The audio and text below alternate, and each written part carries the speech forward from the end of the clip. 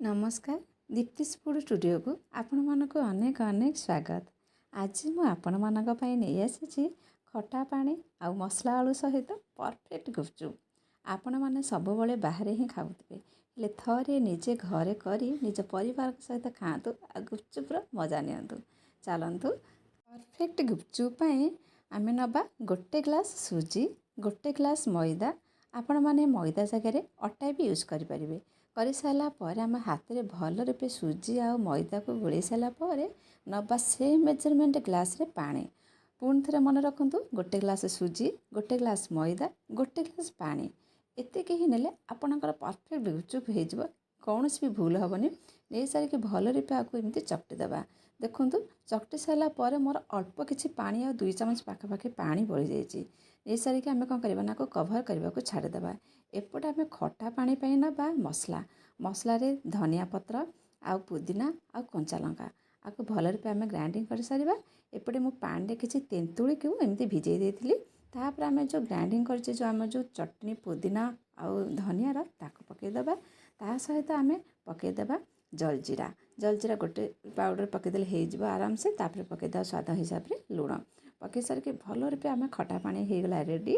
तापर आम यूज करवा कौन ना मसला आलू मसला आलू मु आलू आ मटर प्रथम सीझे देती से काटिके पकईदेवा किसी पियाज धनिया पत्र कंचा लंका आ बादाम छणा आउ जीरा आ शुखला लंकार भजा पकई सारापर आम जो बाटिकी रखी पुदीना आ सहित जो आम धनियार चटनी से पकईदेवा स्वाद हिसाब से लुण पकई सारिक भल रूपे आपको आम एमती चकटी देवा।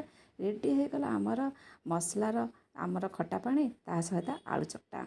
एपटे चलतु आम रेडी करवा कौन ना आमर गुपचुप आमर भल रूपे डोटा भी आमर देखो हो जाइए।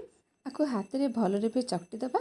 तापर कौन करना ना जमी आम रुटीर गोल टाइप करना सेमती रुटीर गोल टाइप एमती करदे कर सारा पार्ट पार्ट करदेला आपको कौन करना एमती हाथ में रोल टाइप करदे जहाँद्वारा आमको बहुत ही सहज हम कर सारापर आपको कौन करना आम छुरी एमती छोट छोट काटिदेवा।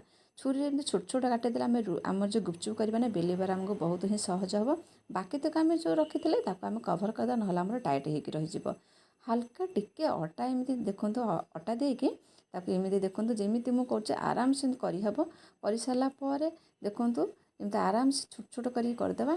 तापर आम कौन करना छाणीबा जिते बड़े भी गुपचुप छाणीबा गैस फ्लेम बहुत ही हाई थो माने तेल गरम थो।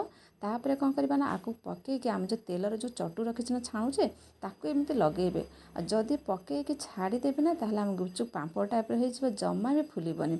ये ही आमर बहुत ही भूल रही जाए। गैस फ्लेम हाई रखिए तेल गरम थी ता सहित आम जो तेलर चटू रखुचे गुपचुप एमती आराम से थोईकी ही करेंगे आमर गुपचुप फुला फुला हम एमती ही कले आपणकर परफेक्ट गुपचुप हम। देखो मोर गुपचुप केते सुंदर आ परफेक्ट हो पूरा बाहर ठेला स्टाइल परी निहाती आपण मैंने घरे एमती मजादार खटा पानी आलू मसला सहित गुपचुप करूँ। आशा करुँचे आज रेसिपीटी निहाती आपण मानक भल लगी। प्लीज लाइक शेयर सब्सक्राइब गोटे कर दिंतु। रहुची नमस्कार।